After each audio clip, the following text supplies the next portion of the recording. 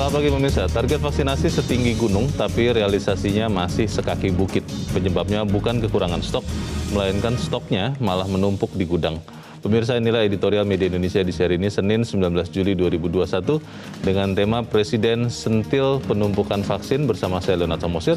Dan kami juga mengundang Anda untuk berpartisipasi melalui sambungan telepon di 021 583 99 100. Dan pemirsa, pagi ini telah hadir di studio Metro TV anggota Dewan Redaksi Media Group Abdul Kohar. Mas Kohar, selamat pagi. Selamat pagi. Sehat-sehat Mas? Sehat.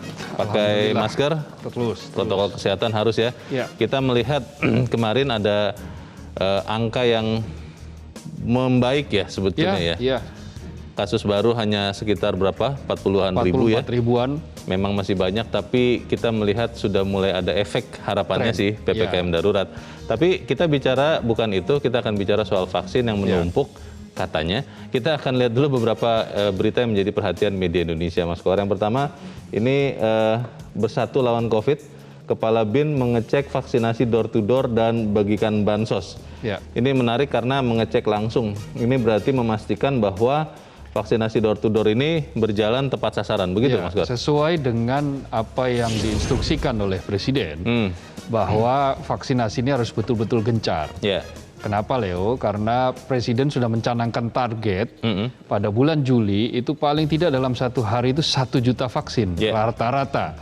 Tetapi faktanya hingga 16 Juli, ini saya ambil data dari yang muncul di data pemerintah, dari 1 sampai 16 Juli kalau saya hitung itu rata-rata 725 ribu. Artinya masih belum mencapai 1 juta. Ada kadang-kadang dalam satu hari pernah bahkan mencapai 1,3. Betul. Bahkan 1,5. Tetapi ada juga kalanya 400 ribu, 300 ribu. Jadi ada inkonsistensi nih, belum target 1 juta betul. Makanya salah satu diantaranya adalah dengan melaksanakan vaksinasi door to door. Ada vaksinasi keliling, mobile dengan mobil vaksin, tetapi juga ada yang langsung memasuki kampung-kampung padat, memasuki rumah-rumah yang memang wilayah yang belum divaksin. Disitulah yang dilakukan oleh salah satunya elemen negara, yaitu BIN. Oke, kita harapkan juga langkah BIN ini juga bisa diikuti oleh lembaga-lembaga lain ya. Betul. Supaya kemudian vaksinasi ini bisa segera menjangkau semua warga. Kita ke berita selanjutnya, ini headline Media Indonesia. Ini ada judulnya Saatnya Berbagi untuk Warga. Dikatakan bahwa DPR mengajak koleganya menyisihkan separuh gaji. Wah, ini menarik ini Mas, bagaimana Mas Kohar? Apapun langkah yang dilakukan, yang penting maksudnya adalah mengurangi beban warga, beban masyarakat yang semakin berat, itu jauh lebih baik ketimbang misalnya menyuarakan suara-suara yang nyinyir, atau menebar hoax, atau fitnah, atau hal-hal yang kontraproduktif lainnya. Jadi sekarang yang dibutuhkan adalah saling menguatkan satu dengan yang lain. Ketua PP Muhammadiyah Pak Haidar Nasir di sini juga meminta pemerintah mulai dari pusat sampai daerah sampai level yang paling bawah itu satu suara, satu semangat, satu spirit, yaitu apa? Menyelamatkan warga, saling menyelamatkan, saling menguatkan, solidaritas. Itu modal sosial yang kita miliki. Indonesia kan dikenal sebagai negara dengan tingkat kedermawanan yang tinggi, negara paling dermawan. Karena itu kita tunjukkan itu, kita juga sudah memiliki sejarah panjang, bagaimana kita berhasil keluar dari kemelut, keluar dari kesulitan, itu semua dari solidaritas, gotong royong. Baik, kita harapkan kita sama-sama menjaga, kita bisa lakukan peran itu dengan memperhatikan setidak-tidaknya tetangga di sekitar kita, Mas Kohar. Baik, betul. Kita harapkan itu terus berjalan. Kita ke berita selanjutnya, kali ini dari halaman 2, halaman dalam di harian Anda pemirsa. Libur Idul Adha, lokasi wisata tutup. Ini agak ngeri-ngeri sedap juga nih Mas Kohar, karena besok kan hari libur Idul Adha ya, tanggal 20 Juli. Apakah ini bisa menambah kasus COVID atau bagaimana nih Mas? Ya, diharapkan tidak ya. Kenapa? Karena kalau tidak diantisipasi, boleh jadi hal-hal seperti yang terjadi pada waktu Lebaran Idul Fitri kemarin itu bisa terulang. Karena itu jangan sampai ini terjadi, maka pastikan saja lokasi wisata tidak ada yang buka sama sekali. Karena pada waktu kemarin di Kudus misalnya, ketika Idul Fitri kan seminggu setelah Idul Fitri ada Lebaran, ada namanya Lebaran Ketupat, Bakdo Kupat, yang di situ orang berziarah ke makam, saling bersilaturahmi, anjang sana, yang akhirnya menimbulkan kerumunan, pertemuan fisik tanpa jarak, mungkin diantaranya adalah protokol kesehatan yang sangat longgar. Hal-hal seperti itu terbukti telah memicu terjadinya ledakan kasus. Maka Idul Adha ini harus menjadi poin juga bagi kita. Silakan melaksanakan kurban sebagaimana yang sudah diatur di rumah pemotongan hewan. Kalau tidak memungkinkan, ya dilakukan tapi di tempat terbuka dengan jumlah orang yang terbatas, yaitu panitia saja. Protokol kesehatan tetap berlaku di situ, dan langsung dibagikan saja kepada kurban, tidak ada yang berkerumun lah di situ. Baik, semoga kita semua sama-sama belajar dari pengalaman Idul Fitri dan ya jangan sampai menambah kasus COVID lagi. Kita ke editorial. Presiden sentil penumpukan vaksin. Saya agak heran juga nih melihat fakta ini, Mas Kohar. Yang menjadi masalah apanya? Kalau di awal-awal kan sempat kita mengatakan bahwa stok vaksinnya kurang. Nah sekarang kan vaksinnya sudah bertambah banyak atau bahkan sekarang menumpuk. Apa masalahnya, Mas? Masalahnya satu terjadi pada proses distribusi. Distribusi yang masih tersendat di beberapa wilayah. Ada yang masih harus menunggu. Jadi ada proses ketika misalnya vaksin itu datang, kemudian diregistrasi dulu, dipastikan dulu di mana daerah itu yang mendapatkan, mana porsinya, proporsinya seperti apa. Ada juga daerah-daerah yang memang menyimpan vaksin itu dengan tujuan untuk nanti buat vaksin kedua. Mereka tidak berani menghabiskan di dosis yang pertama. Kenapa? Karena nanti takutnya ketika dosis kedua dimulai tidak ada stok lagi. Sementara pengiriman seringkali terlambat. Itu beberapa hal yang harus diyakinkan. Makanya Presiden sampai meyakinkan bahwa kita ini punya stok melimpah. Kita akan kedatangan banyak sekali vaksin. Ada 130 juta vaksin sudah kita sudah berada di tangan kita.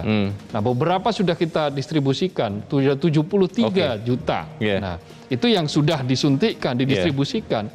Tetapi faktanya ya masih kecil, masih nilainya. Nanti kita akan cari tahu sebetulnya masalahnya di mana, karena yang saya tahu, Mas Kohar, setiap kali ada pengumuman vaksinasi, pendaftaran online, 1 jam 2 jam biasanya langsung penuh itu. Di beberapa titik. Nah itu dia, bagaimana manajemennya kita akan bahas. Dan pemirsa, inilah editorial Media Indonesia untuk hari ini, Senin 19 Juli 2021.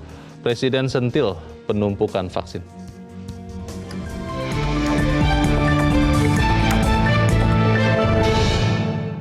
Presiden sentil penumpukan vaksin.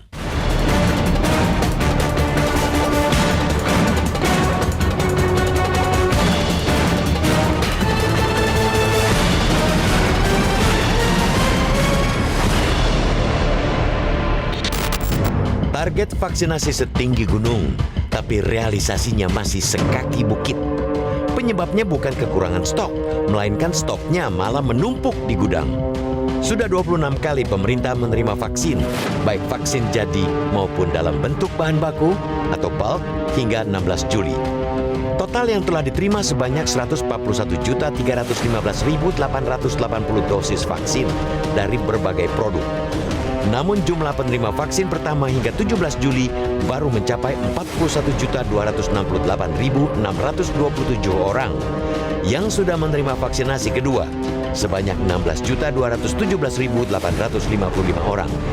Dengan demikian, total penerima vaksin pertama dan kedua sebanyak 57.486.482 orang.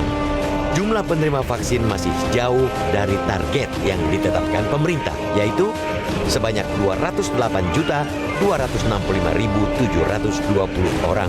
Penerima vaksin baru 27,6%, padahal menurut WHO, ambang batas orang yang harus tervaksinasi untuk mencapai kekebalan komunitas berada di rentang 60-70% dari total populasi di suatu wilayah. Data vaksinasi yang kurang menggembirakan itulah yang membuat Presiden Joko Widodo menyentil Kementerian Kesehatan saat rapat terbatas penanganan pandemi COVID-19 pada 16 Juli. Disentil karena adanya penumpukan vaksin di gudang. Adanya ketimpangan antara pasokan vaksin dari luar negeri dan realisasi vaksinasi, disimpulkan Presiden, disebabkan terlalu besarnya stok yang ada, baik mungkin di Bio Farma maupun di Kementerian Kesehatan atau mungkin di provinsi, di kabupaten, di kota, di rumah sakit, di puskesmas-puskesmas. Karena itulah, Presiden meminta Menteri Kesehatan Budi Gunadi Sadikin untuk tidak menstok vaksin. Artinya, dikirim langsung, habiskan. Kirim habiskan, kirim habiskan. Karena kita ingin mengejar vaksinasi ini secepat-cepatnya, kata Presiden. Bila permintaan Presiden itu konsisten dilaksanakan, tentu tidak ada daerah yang gelisah akibat kehabisan jatah stok vaksin COVID-19. Vaksinasi di Sumatera Selatan misalnya, saat ini terkendala oleh ketersediaan vaksin. Sumatera Barat juga kehabisan stok vaksin. Kehabisan stok vaksin di daerah memperlihatkan begitu tingginya antusiasme masyarakat untuk mengikuti vaksinasi. Fakta itu terkonfirmasi dari hasil survei Lembaga Survei Indonesia atau LSI yang dirilis kemarin, bahwa mayoritas masyarakat yakni 84,9% setuju dengan program vaksinasi COVID-19 oleh pemerintah. Sejauh ini, Bali menjadi provinsi dengan presentasi tertinggi vaksinasi dosis pertama sebesar 81,35%, diikuti DKI Jakarta dengan 72%.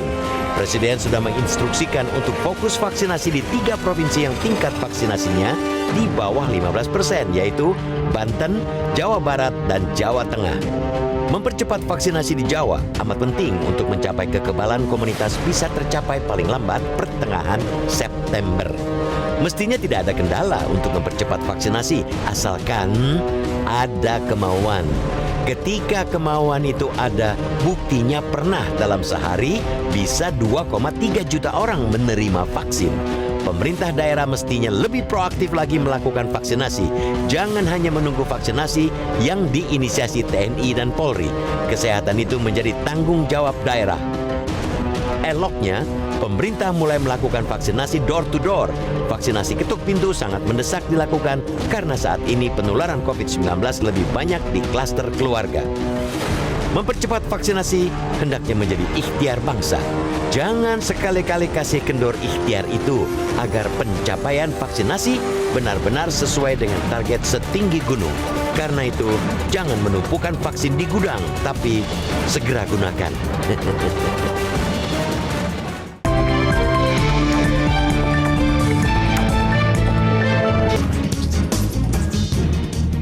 Terima kasih pemirsa, Anda sudah masih bersama kami di Editorial Media Indonesia. Sebelum kita berdiskusi, Mas Kohar, kita coba bertanya dulu.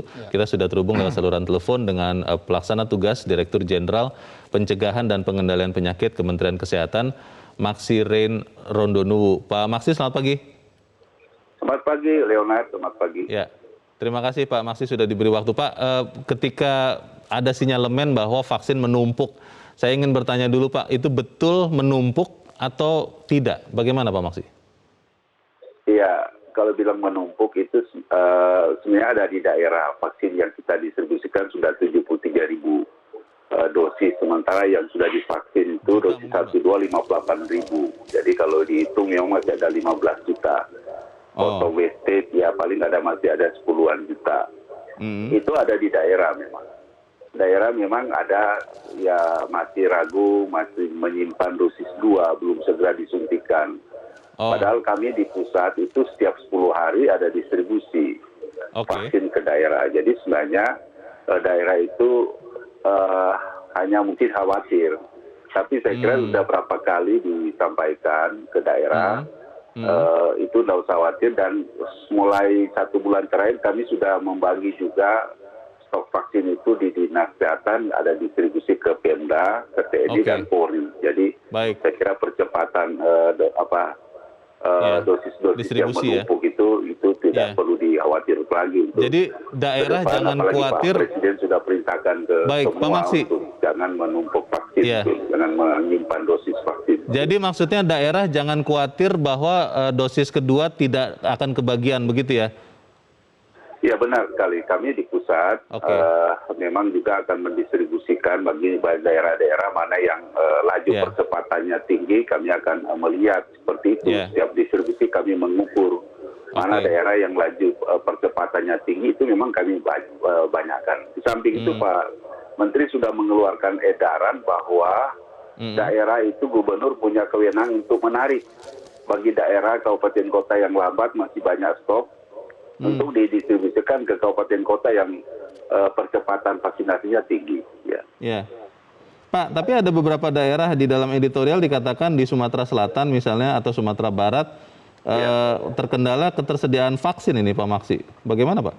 Iya, betul. Untuk daerah-daerah tertentu yang mulai sekarang bangkit ya, di daerah yang awalnya lambat, sekarang hampir semua daerah mungkin dengan laju peningkatan kasusnya ini tinggi, itu memang mereka saat ini laju perkembangan vaksinnya itu memang tidak seimbang dengan ketersediaan vaksin. Kita lagi upayakan. Vaksinasinya jadi kebut begitu Pak ya, jadi ngebut ya? Iya iya betul. Sekarang ini laju percepatan di daerah itu luar biasa. Hampir semua gubernur sekarang menyurat minta vaksin gitu. Ya, pemerintah berupaya akhir bulan ini mendatangkan vaksin lagi yang cukup banyak ya. Oke. Kita tunggu saja. Jadi sebetulnya depan ini, ya. Baik, sebetulnya poinnya adalah bagaimana teman-teman di daerah benar-benar percaya bahwa pusat mendistribusikan mau vaksin dosis 1 atau kedua tepat pada waktunya, begitu ya Pak Maksi ya? Iya benar. Ya, benar. Oke, Pak, memastikan bahwa itu akan lebih baik berjalan Pak. Apa yang dilakukan Kementerian Kesehatan Pak Maksi? Jadi Kementerian Kesehatan selalu berkoordinasi tentu dengan daerah ya untuk melihat dosis vaksin. Makanya kami minta daerah itu betul-betul rajin mengupdate sistem yang sudah kami buat. Kita punya data Smile itu data logistik yang mestinya itu setiap saat bisa dipantau. Itu kalau daerah rajin mengisi itu kami tahu bahwa vaksin akan habis 3 hari lagi atau 4 hari sesuai dengan laju percepatan vaksinasi. Sepanjang mereka mengisi itu dengan tertib itu kami bisa pantau. Setiap hari, ya daerah mana yang akan habis vaksinnya dalam waktu 2-3 hari ke depan. Ya. Kita harapkan berarti komunikasi, kepercayaan, dan kerjasama yang lebih baik teman-teman daerah dan pusat untuk vaksinasi ini. Pak Maksi Rein Ronunu, terima kasih Pak sudah mencerahkan kami pagi ini. Selamat pagi Pak Maksi. Kelihatan Mas Kohar bahwa masalahnya soal trust kalau saya menduga begitu ya, karena yang di daerah mungkin khawatir bahwa dosis keduanya tidak datang, akhirnya jadi nahan-nahan. Bagaimana? Ya, jadi ada 2 hal kan tadi disebutkan oleh Pak Maksi. Ya, yang pertama tentu saja sebagaimana yang di awal Leo tanyakan tadi dan saya katakan bahwa ada keraguan. Sebetulnya bukan ketakutan, tapi keraguan bahwa ini jangan-jangan nanti terlambat untuk dosis kedua. Nah, sebetulnya ini mekanisme itu harus dipastikan. Jadi pemerintah pusat memang harus benar-benar memastikan supaya tidak ada lagi keraguan bahwa ketika nanti dosis 2 itu dilakukan, barang itu tersedia, vaksin itu tersedia. Tidak kosong ya? Tidak kosong. Itu yang harus dipastikan pada daerah. Nah, ketika kemudian Presiden memastikan bahwa itu ada, maka kemudian di beberapa daerah yang tadinya alur vaksinasinya masih biasa-biasa saja, proses vaksinasinya masih lambat, lalu kemudian ya tiba-tiba cepat sekali, seperti di daerah Sumatera misalnya. Sekarang berlomba-lomba untuk meminta itu. Karena takut kena COVID. Di Lampung sekarang kemarin mencapai angka tertinggi selama pandemi dalam harian. Nah, mereka juga semua meminta agar proses vaksin ini berlangsung sangat cepat dengan stok vaksin yang tersedia. Nah, mereka juga menyurati kepada pemerintah untuk menambah vaksin. Nah, lalu di Sumatera Barat juga seperti itu, Sumatera Selatan juga seperti itu. Jadi di daerah-daerah yang tingkat peningkatan COVID-nya sekarang mulai tinggi, mereka rata-rata mulai sadar bahwa vaksinasi adalah hal yang sangat penting dan harus segera dilakukan kalau kita ingin setidaknya terhindar dari ledakan COVID ini. Ada pertanyaan soal ketersediaan manusianya, Mas Kohar, karena saya bertanya ke salah seorang bupati kenapa belum ada vaksinasi untuk anak usia 12-17? Iya. Bupati mengatakan harus ada dokter anak dan itu kelihatannya sekarang masih kurang. Bagaimana ini bisa tersedia, kita bahas lepas jeda, dan pemirsa tetap bersama kami. Editorial Media Indonesia segera kembali.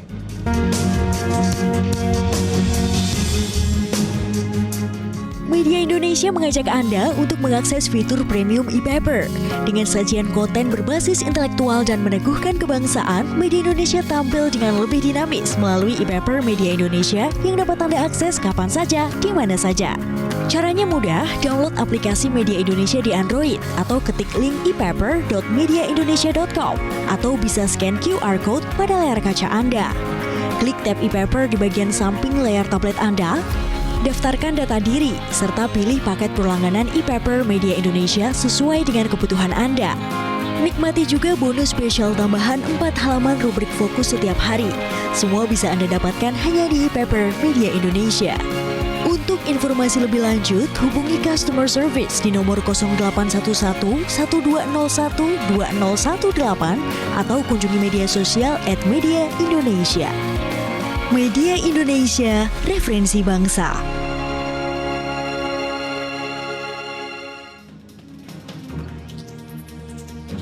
Terima kasih pemirsa, Anda masih bersama kami di Editorial Media Indonesia. Sebelum kita lanjutkan diskusi, Mas Kohar, kita mau bertanya dulu kepada pemirsa Metro TV. Kita sudah terhubung dengan pemirsa Metro TV di Sanggau, Kalimantan Barat. Ada Pak Marten. Pak Marten, selamat pagi.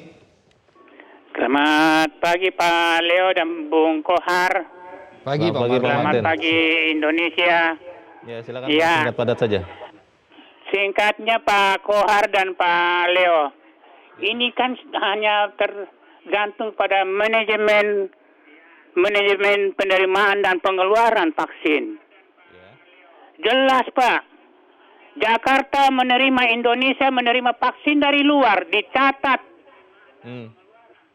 Kemudian Jakarta, Indonesia mendistribusikan kepada seluruh provinsi, kabupaten, kota. Itu atas dasar kebutuhan provinsi. Provinsi mengirim data ke sana atas dasar kebutuhan kabupaten, kota.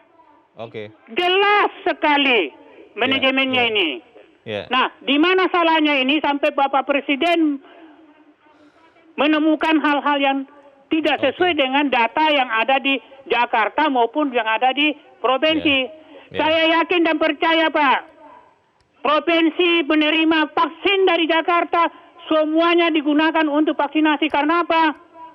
Data-data atau semua kebutuhan-kebutuhan itu sudah jelas. Usulnya apa Pak Martin? Di kabupaten atau di provinsi, tidak mungkin. Pak, singkat saja Pak, usul Bapak apa Pak Martin? Nah, sekarang saya usulkan supaya Jakarta betul-betul memperbaiki manajemen penerimaan dan pendistribusian ke provinsi dan monitoring. Itu paling penting. Itu poin penting. Jakarta monitor. Apa betul? Ya, terima kasih Pak Martin di Sanggau, Kalimantan Barat. Selamat pagi. Di belakang Pak Martin ada Pak Ihwan di Jember, Jawa Timur. Pak Ihwan, selamat pagi Pak. Selamat pagi Bang Kohar, selamat pagi Bang Leo. Begini, selama ini kita memecahkan persoalan COVID-19 varian Delta ini, di antara mayat yang bergelimpangan luar biasa, nah ini kita menggunakan rasional, empirik, positivistik. Tetapi yang jadi masalah, tidak menskala prioritaskan. Kalau ilmiah, ya harus tanggung jawab ilmiah. Dan ini, seakan-akan kita itu, bangsa kita ini tidak ada yang pinter begitu. Sehingga numpuk-numpuknya vaksin itu dari luar, sedangkan dari dalam, misalnya dari Pak Dr. Terawan yang dalam penelitiannya itu harusnya kalau sudah dapat dipertanggungjawabkan, kenapa tidak dia didahulukan, skala prioritaskan? Karena ini kaitannya dengan nasionalisme, kemudian patriotisme. Apalagi namanya misalnya Nusantara. Sebenarnya kurang pas itu kalau tidak merah putih. Harusnya begitu. Ini kita ini banyak orang pinter tapi jangan dibuang. Apalagi kita sekarang sedang dalam keadaan kasus. Gitu. Baik. Terima kasih Pak Iwan di Jember, Jawa Timur. Selamat pagi. Di belakang Pak Iwan ada Pak Edward di Curug Bengkulu. Pak Edward, selamat pagi. Selamat pagi Bung Nana, selamat pagi Bung Kohar. Selamat pagi. Silakan Pak Edward. Jadi kalau kita lihat data bahwa masih ada 10 juta yang belum yang belum jelas posisinya di mana menurut pusat, ini kita sesalkan. Kita berharap kepala daerah itu mensupport kebijaksanaan pemerintah pusat yang kita sadari betul bahwa salah satu usaha pemerintah untuk memerangi COVID ini adalah dengan vaksinasi. Yeah. Nah, jangan khawatir bahwa nanti tidak kebagian vaksin yang kedua. Pasti pemerintah pusat sudah memikirkan, walaupun ada kelemahan-kelemahan. Tetapi itulah, usahakanlah dengan semaksimal mungkin. Saya nggak usah jauh-jauh, di daerah saya ini masih banyak yang komentar. Nanya apa, kurang sosialisasi apa. Saya ngobrol dengan orang-orang, ini nih banyak yang mati karena suntikan vaksin. Kan aneh ini. Nah berarti perlu sosialisasi yang lebih luas lagi kepada masyarakat. Mereka jangan takut. Nah sekarang masuk daerah-daerah kan berlomba-lomba setelah ada penekanan dari Presiden. Nah ini selama ini ngapain aja mereka menunda-nunda vaksin itu. Ini 10 juta vaksin yang belum terdeteksi di mana tempatnya menurut data dari pusat tadi. Kita sesalkan. Segeralah sebarkan. Ini perang melawan COVID ini bukan main-main. Di lingkungan saya aja, saya ini di depan rumah saya paling nggak 5-6 kali ambulan lewat. Ambulan yang membawa jenazah itulah. Menurut informasi itu COVID, karena penguburannya di tempat COVID. Baik, terima kasih Pak Edward di Curug Bengkulu. Selamat pagi. Di belakang Pak Edward ada Pak Ondo Silitonga di Bekasi, Jawa Barat. Pak Ondo, selamat pagi. Selamat pagi Bung Leo, selamat pagi Bung Kohar. Selamat pagi. Silakan Pak Ondo. Ya, ini adalah kekakuan dalam menerima arahan. Misalnya ada perintah, bila sudah suntik 1, siapkan stok untuk suntik 2. Padahal vaksin masuk terus, jadi untuk suntik 2 masih di gudang. Setahu saya, suntik kedua itu terlambat tidak apa-apa. Yang tidak boleh itu terlalu cepat disuntikkan. Harusnya tidak perlu stok untuk suntik kedua. Habiskan saja untuk suntik pertama semua selama jaminan dari pemerintah ada bahwa vaksin masih masuk. Dan setahu saya, vaksin 1 beda merek dengan vaksin 2, itu tidak masalah. Jadi nggak usah terlalu takut kehabisan. Untuk menghabiskan stok, saya kira, lakukan sistem jemput bola ke asrama, rumah ibadah, gereja, masjid, kelenteng, pondok pesantren, dan lain-lain. Sekolah, kampus, perumahan. Lakukan suntik ketiga untuk para dokter, nakes, TNI, Polri, Satgas, dan lain-lain. Daripada mubazir ya, daripada nanti itu tidak terpakai. Stok vaksin Kimia Farma kan itu gotong royong individual sudah dibatalkan oleh Presiden. Saya kira ini disuntikkan saja langsung biar nggak menjadi stok ya gitu. Daripada kadaluarsa harus dikebut nih sistem jemput bola dan dilakukan karena bisa menghindari kerumunan terutama di daerah-daerah yang belum PPKM darurat. Demikian, terima kasih. Terima kasih Pak Ondo Silitonga di Bekasi, Jawa Barat. Selamat pagi Pak. Menarik yang dikatakan Pak Ondo nih, Mas Kohar. Bagaimana bisa kita lakukan itu tidak? Vaksinasi tahap pertama saja dulu digencarkan, karena nanti yang kedua itu kan sifatnya booster sebetulnya. Bagaimana? Jadi kan ada perubahan, misalnya begini, Sinovac dulu kan 14 hari. Lalu kemudian berdasarkan sejumlah hal, maka dibikinlah 28 hari. Karena selain memang untuk agar stok ini dihabiskan untuk dosis pertama, ada pertemuan yang menyebutkan bahwa waktu 14 hari terlalu cepat untuk diberikan booster, untuk diberikan dosis suntikan kedua, sehingga ini justru nanti kurang maksimal. Semakin lama 28 hari itu akan semakin maksimal dalam membentuk imunitas di antibodi di dalam tubuh. Nah, sementara di vaksin lainnya AstraZeneca malah 12 minggu. Disarankan dari tadinya sempat dirancang 28 hari, ternyata hasil riset menunjukkan bahwa dengan pemberian dosis kedua pada 12 minggu, 3 bulan, maka pembentukan antibodi itu akan semakin maksimal. Dan itu semua berdasarkan riset berbasis sains yang kita harus akui karena itu sudah proven, sudah terbukti. Nah, yang menyenangkan bagi kita adalah ternyata hasil survei. Seperti kayak tadi para penelepon kan sudah menyatakan mereka sangat mendukung vaksinasi itu. Nah, survei yang dilakukan oleh Lembaga Survei Indonesia yang dirilis kemarin juga menunjukkan bahwa ada 63% lebih, 63,6% orang yang mau disuntik vaksin. Itu di seluruh Indonesia? Di seluruh hasil responden ya, yang mewakili seluruh Indonesia. Nah, 36% memang menyatakan menolak untuk divaksin. Nah, meyakinkan yang 36% ini juga harus dilakukan, meskipun tentu saja kita lihat bahwa ini optimisme ini. Kalau sampai angka bahwa 63,6% orang bersedia divaksin, maka kan tinggal menambah sedikit saja sudah bisa mencapai 70% sesuai dengan sasaran komunal itu ya, kekebalan komunal. Nah, karena itu apa yang dicanangkan oleh Presiden dengan 1 juta vaksin setiap hari itu harus dilakukan secara serentak dengan sistem tadi yang dikatakan manajemen yang benar. Kita kan sudah menentukan target sebetulnya akhir bulan Juli ini itu akan tercapai sekitar 80 jutaan orang yang divaksin. Tahap kedua apa tahap pertama? Tahap 1 ya. Sementara saat ini yang kita saksikan kan tahap 1 baru 40 juta. Sampai tanggal 16 Juli itu 40,9 juta lah. 41 ya? 41 juta. 41 juta dosis untuk yang pertama. Sementara yang kedua sekitar 19 juta.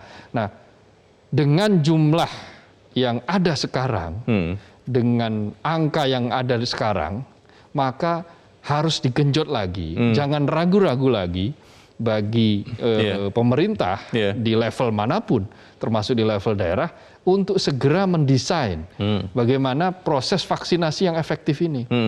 Nah, kita lakukan, kita fasilitasi nih, kita fasilitasi 63,6% orang yang sangat ingin segera bervaksin ini, karena kita akan menyongsong optimisme.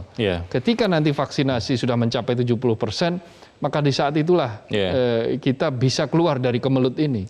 Nah, selama kita masih berada di dalam berkutat ya, masih ada tadi yang menyatakan takut efek samping dan seterusnya, ditakut-takuti, termakan oleh informasi yang tidak benar, fake news gitu kan, fake information. Jadi maka ya akhirnya ini menjadi penghambat juga. Tetapi sebetulnya kita jangan melihat hambatan itu, karena hambatan itu tidak terlalu besar. Kita besarkan semangat, spirit orang-orang yang memang sudah bersemangat untuk melakukan vaksin ini. Kalau soal tenaga kesehatannya bagaimana Mas Kohar? Karena disinyalir karena kasus COVID ini meningkat, di beberapa tempat yang harusnya dokter yang menjadi vaksinator, itu terpaksa tidak jadi atau ditunda karena harus menangani pasien COVID. Lalu yang tadi saya sampaikan sebelum jeda, ada kepala daerah yang mengatakan, kita belum ada dokter anak nih untuk vaksinasi usia 12 sampai 17 tahun. Ternyata di daerahnya ternyata bisa berjalan juga. Ini kan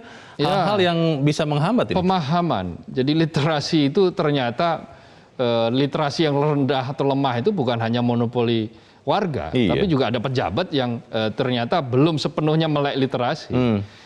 Kasus dokter anak misalnya. Vaksinasi yang aman itu kan sudah dinyatakan oleh otoritas.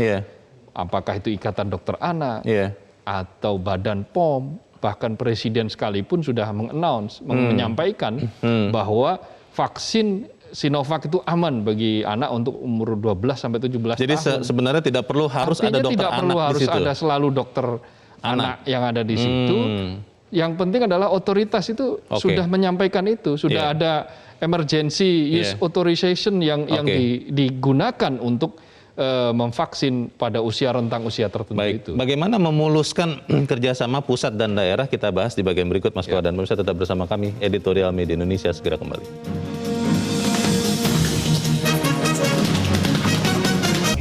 Terima kasih pemirsa, Anda masih bersama kami. Kita di bagian akhir dari diskusi kita pagi ini. Mas Kohar, kalau tadi sudah terpetakan bahwa mungkin masalahnya adalah soal kekhawatiran tadi ya. Teman-teman di daerah khawatir nanti pada saatnya harus dosis kedua tidak ada vaksinnya. Pusat meyakinkan bahwa sebetulnya itu sudah diatur. Bagaimana memastikan supaya kerjasama ini lebih bagus lagi, Mas? Ya, intinya adalah dalam setiap rentang garis instruksi itu harus jelas disampaikan bahwa kendali untuk menentukan vaksinasi itu ada di pusat. Daerah bisa menyampaikan beberapa hal kebutuhan terkait dengan stok dan kebutuhan, tetapi dia tidak boleh menahan, itu intinya. Jadi jangan sampai kemudian daerah memutuskan untuk menahan dengan keinginan untuk supaya nanti dosis kedua yang sudah divaksin dosis pertama ini bisa dipenuhi, lalu kemudian ada orang mau vaksin kesulitan untuk mengakses tempat vaksin. Nah, ini yang tidak boleh. Karena itu semuanya sudah digariskan. Pemerintah sudah menggaransi, sudah menjamin, sudah mengamankan 140-an juta vaksin, dosis vaksin maupun maupun bahan vaksin, dan terus diproduksi, dan akan terus datang lagi vaksin-vaksin baru dalam jumlah yang besar. Bahkan di awal-awal ketika vaksinasi kan Menteri Kesehatan sudah menyatakan kita sudah mengamankan 300 juta dosis vaksin. Artinya itu kan sesuatu yang sudah menjadi paling tidak adalah garansi tidak akan ada kekurangan stok. Hanya tinggal bagaimana memperbaiki ini proses pendistribusian. Betul bahwa di awal-awal ini digenjot wilayah Jawa, Bali, karena memang dari awal memang didesain untuk seperti itu dulu, karena kasus yang paling tinggi ada di Jawa, itu ada di Jawa dan di Bali. Tetapi sekarang kan dengan penyebaran yang semakin masif ini, di Kalimantan Timur, kemudian di Sumatera, apakah itu Sumatera Utara, Sumatera Barat, Sumatera Selatan, Lampung, kan pada tinggi semua, Riau, Kepulauan Riau. Karena itu proses distribusi sekarang juga harus mulai banyak diarahkan ke sana juga. Nah, yang paling penting adalah meyakinkan bahwa masyarakat tidak boleh ragu-ragu untuk divaksin. Karena vaksin ini malah salah satu ikhtiar yang paling mungkin bagi kita untuk membentengi tubuh kita dengan imunitas yang tinggi, dengan proses percepatan pencapaian kekebalan kelompok. Termasuk mungkin ini Mas, jenis vaksin ya, karena ada beberapa teman kalau mau vaksin tanya dulu, vaksinnya apa? Vaksin ini, wah itu kurang bagus, saya tunggu yang ini deh, atau efek sampingnya tidak terlalu keras, saya tunggu yang itu. Bagaimana itu Mas? Apapun yang sudah direkomendasikan oleh WHO, itu artinya berarti sudah sah untuk digunakan. Apakah itu Sinovac, Sinovac, AstraZeneca, jangan jadi Moderna, tidak perlu menjadi perdebatan. Anda menunggu vaksin dengan catatan ingin mendapat vaksin yang dari Amerika misalnya, tetapi ternyata vaksin itu datangnya masih nanti di akhir Agustus dengan jumlah yang ya istilahnya tidak sebanyak Sinovac misalnya. Sementara Sinovac juga sudah mendapatkan WHO. Sambil menunggu itu siapa yang bisa menggaransi kita tidak akan terpapar? Nah, karena itu jangan pilih-pilih. Semua ketika sudah mendapatkan sertifikasi lah kira-kira seperti itu dari badan otoritas WHO, Badan Kesehatan Dunia, PBB, maka ya sudah kita terima vaksin yang ada ini, lalu kemudian apapun vaksin itu tidak usah kita pilih-pilih. Yang penting yakinkan bahwa dengan vaksinasi yang seperti ini maka kekebalan kelompok akan tercipta dan bukti sudah nyata. Orang yang divaksin, yang sudah divaksin, secara umum ya tentu saja, rata-rata ketika mereka kemudian terpapar, bukan berarti tidak bisa terpapar. Ketika mereka terpapar, mereka relatif lebih bisa bertahan daripada yang belum divaksin. Atau tingkat pertahanan tubuhnya menjadi lebih kuat. Dan itu sudah terbukti di mana-mana. Sosialisasi soal meluruskan hoax itu Mas, tadi sempat ada pemirsa yang mengatakan masih beredar hoax bahwa vaksin itu membuat sakit atau bahkan meninggal. Nah, itu kan perlu juga. Iya, jelas. Gandeng para tokoh. Mereka-mereka yang punya pengaruh di level manapun sampai level bawah untuk meyakinkan bahwa vaksinasi ini sudah dijamin keamanannya. Karena memang rata-rata dari survei LSI juga dinyatakan bahwa lebih dari 50% mereka yang tidak mau divaksin itu karena takut efek simpang, katanya ada efek simpang. Bukan samping ya? Efek samping itu kan sudah biasa, efek simpang gitu. Ini penyesatan yang ternyata memang tidak ada itu semua. Baik, semoga kita bisa segera melaksanakan vaksinasi. Mas Abdul Qahar, terima kasih. Terima kasih, Leo. Selamat pagi Mas. Selamat pagi.